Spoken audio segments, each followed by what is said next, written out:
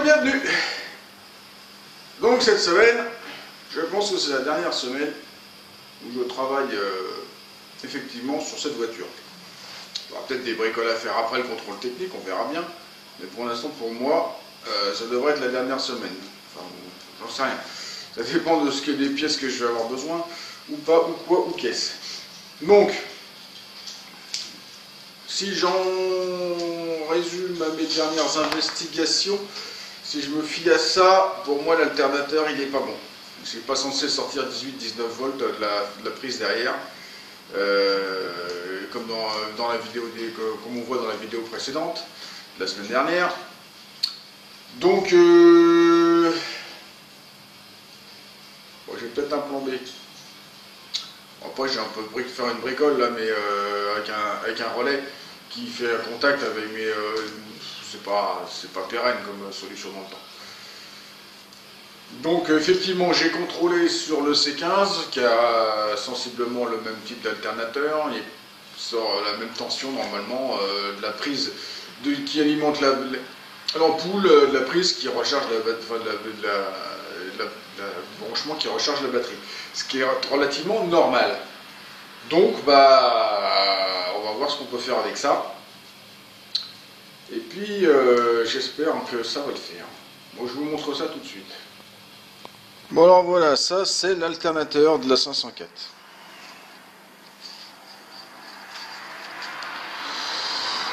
C'est un 14 volts, 55 ampères, Bosch.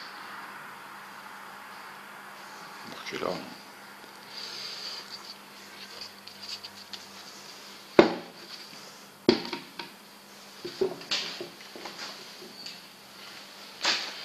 Ceci est un alternateur de C15.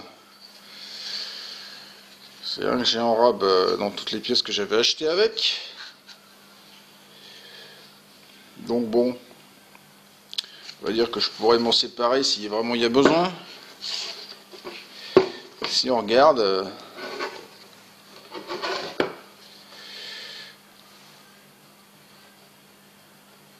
c'est un peu pareil.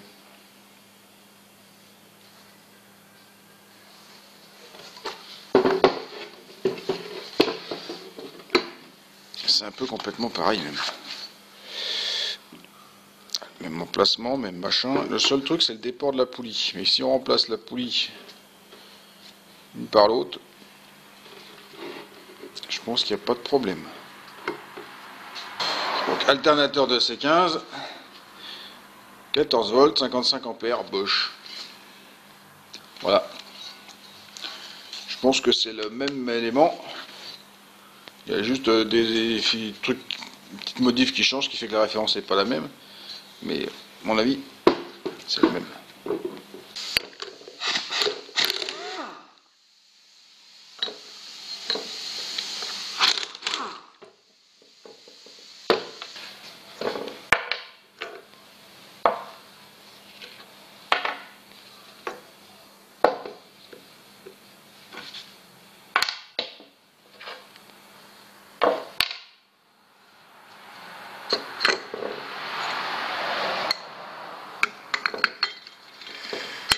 Il y a une rainure de clavette, il y a tout qu'avec des clavettes, mais il n'y a pas de clavette.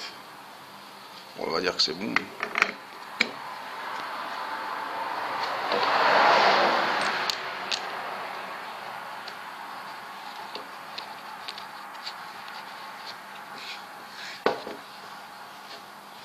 On va le mettre là pour pas le perdre. Mais...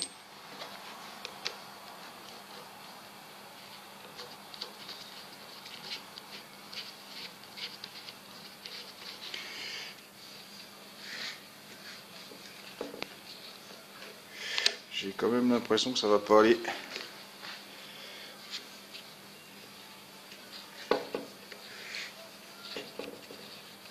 J'ai bien l'impression que l'arbre est quand même beaucoup plus court.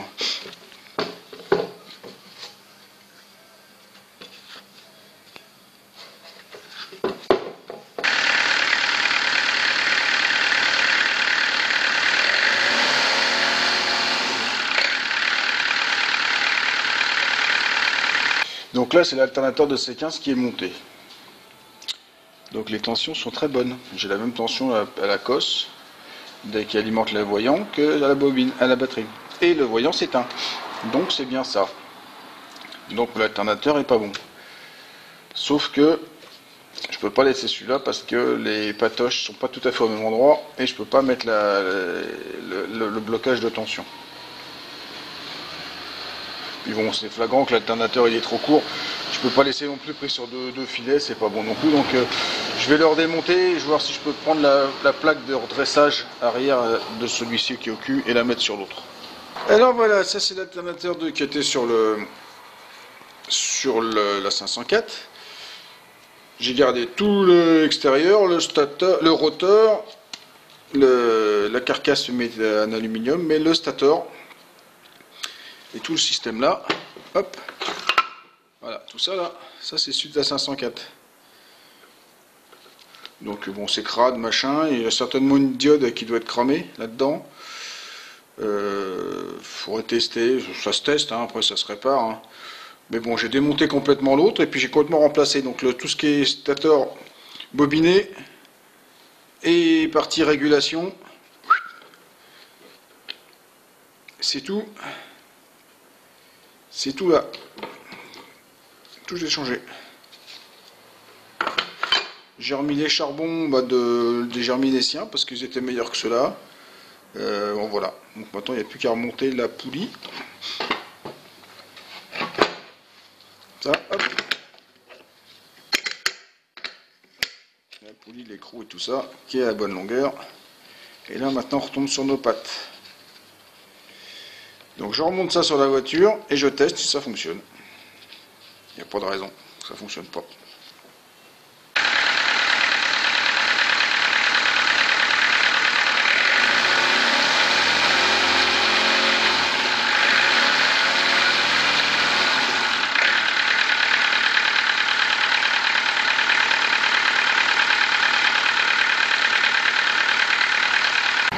Et là, le voyant de charge, il est éteint. Je vais m'éteindre le frein à main si je veux. Voilà. Hop. Et si je coupe, hop, je rallume. On voit bien qu'il s'allume. C'est pas, j'ai pas enlevé l'ampoule. Et voilà, comme ça on peut l'admirer dehors. La lumière du jour. Donc je vais changer de sens parce que je vais la rentrer sous le pont. Maintenant voilà, je l'ai descendu du pont. Sur le pont j'ai remis le break, le Plymouth. Et maintenant je vais la rentrer sous le pont, enfin la cabine, parce que je vais remonter l'arceau. L'arceau je peux pas le mettre sur le pont, sinon je peux plus lever pour mettre notre voiture en dessous. Pas à la hauteur. Donc là ça va le faire. L'avant devrait passer sous le pont et puis l'arrière elle restera devant, il y a la place.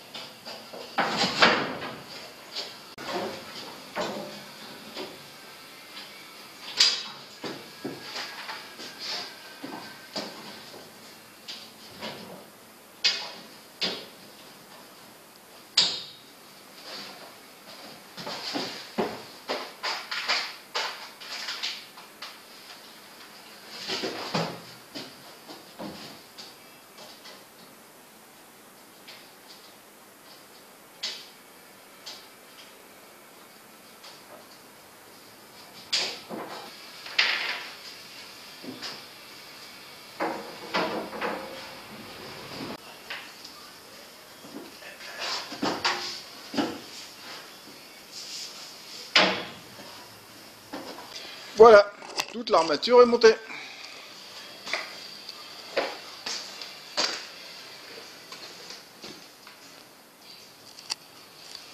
Bon, c'est évident que cette armature n'est pas prévue pour cette benne-là.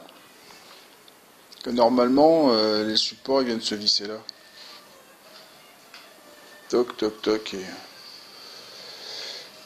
Mais là, soit ça a été coupé, soit c'est pas les bons. Enfin, ça a été mis autrement, quoi.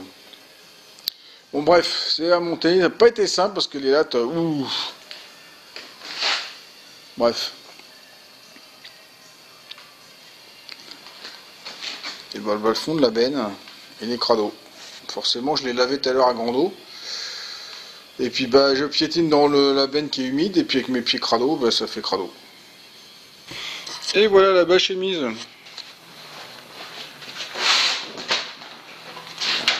Bon, c'est pas ce que je trouve de plus...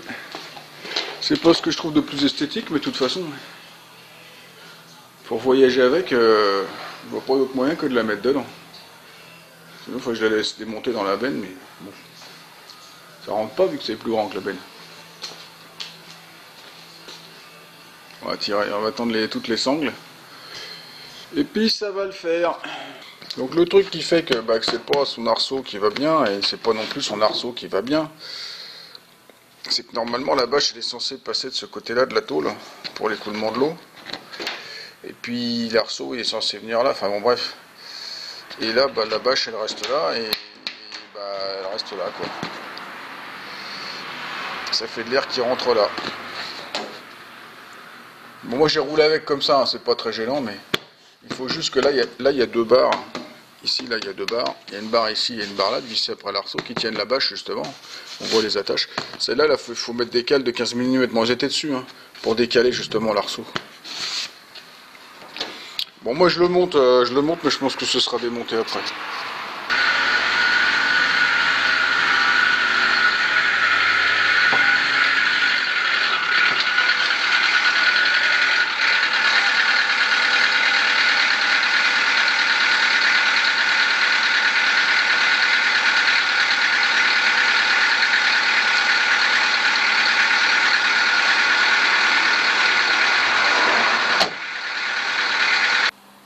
Vous la voyez, la petite vignette qui est là, au-dessus de l'assurance. Elle est datée au 26 janvier 2025, dans 2 ans. Contrôle technique. Regardez. 3 lignes. Valeur de freinage, nickel. Valeur de pollution. On est où la pollution? Ouais, on est limite, mais on est bon. On est dans la moyenne, au milieu. J9 est mieux, mais bon, pas grave. Ah oui, parce que, bon, voilà. Il y a 3 lignes, parce que les phares sont un peu, le chrome dedans est un peu oxydé. Les portes, elles raccrochent toujours, même malgré ce que je les ai réglées. Elles raccrochent toujours un peu, bon, mais ça fonctionne. Puis le siège conducteur, ça, il ne peut pas faire autrement que dire qu'il est abîmé. Parce que même, la mousse il est craqué, le tissu est craqué, la mousse est effondrée. Puis sur la route, j'ai entendu un clonk sous mon cul. Et il y a le ressort du milieu, celui qui était le plus abîmé, qui a recassé. Donc, par ça, c'est pas très confortable, mais ça va, quoi. C'est mieux que ce qu'il y avait avant les 2 gros ressorts. Voilà. Donc je suis content. Le contrôleur m'a dit qu'au niveau freinage, elle était mieux que la voiture qui était passée avant. C'était un berlingot, c'était quoi? C'était un berlingot ou un kangoo qui avait 7 ou 8 ans, un truc comme ça, même pas. Il fera des moins bien que ça. Bon, je suis content. On a bien travaillé. La liste, elle a beaucoup diminué. Mais bizarrement, il n'y a pas la même chose que sur le contrôle de l'autre. Voilà. Les centres de contrôle, c'est pas tous pareil. Et les feux, forcément, ils étaient mal réglés, c'était marqué sur le contrôle que c'était mal réglé. Ils disent pas si c'était trop ou trop bas. Donc ils disaient que c'était celui de gauche qui était pas bon. Donc moi j'ai réglé celui de gauche par rapport à celui de droite. Mais en fait c'était celui de droite qui devait pas être bon parce que en fait les deux étaient trop hauts ou d'être trop bas. Enfin bon, donc on était devant sa machine, on a profité pour régler comme il faut, puis c'est tout. Voilà, ça prend 20 secondes. Ça c'est du service client. Très bien. Voilà. Demain matin, rendez-vous Pour le parallélisme, je laisse la voiture au petit garage du coin. Il va me faire ça comme il faut. Mais là, à l'heure actuelle, elle roule droit. Presque. Elle tire pas à droite. Enfin, elle tire un peu à gauche quand je lâche le volant, mais rien de dramatique. Le volant n'est pas tout à fait droit, donc je pense qu'il y a un ajustement à faire quand même. Voilà. Bien travaillé.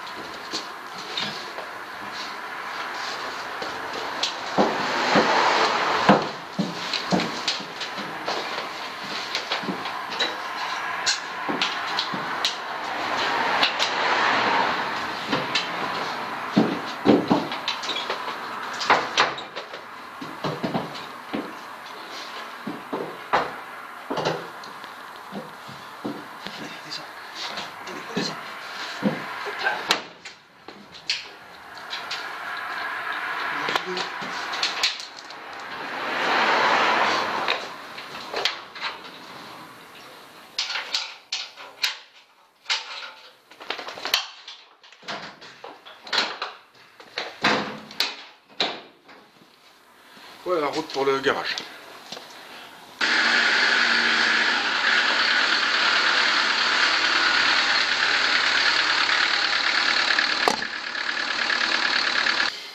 Bon ben voilà, on va finir là-dessus. Elle revient de chez le garage, garagiste plutôt, petit garage. Bon bah ça m'a coûté le prix d'un parallélisme qui m'était bon en fait. Mais bon, je l'ai facturé quand même, c'est comme ça, c'est le forfait. Mais il était bon, bon, il m'a remis le volant droit parce qu'il n'était pas droit, bon, il devait être pas droit avant, donc voilà, c'est ça. J'ai pas souvenir, je sais plus. Donc voilà. Donc bah c'est fini. C'est fini, c'est fini. Un petit chantier sympathique qui m'a pris quand même pas mal de temps. Je vais compter, je pense environ 150 heures. J'ai pas tout facturé. Loin de là. Sinon, c'est pas possible, économiquement. C'est parce que c'est mon oncle, hein. Ça aurait pas été mon oncle, ça aurait été tout facturé, ou presque. Bon, sauf mes boulettes, hein. Forcément, je facture pas mes boulettes. Faut pas déconner non plus. Et quand je perds du temps et que je fais 2 fois le joint, enfin, bref, voilà, je facture pas.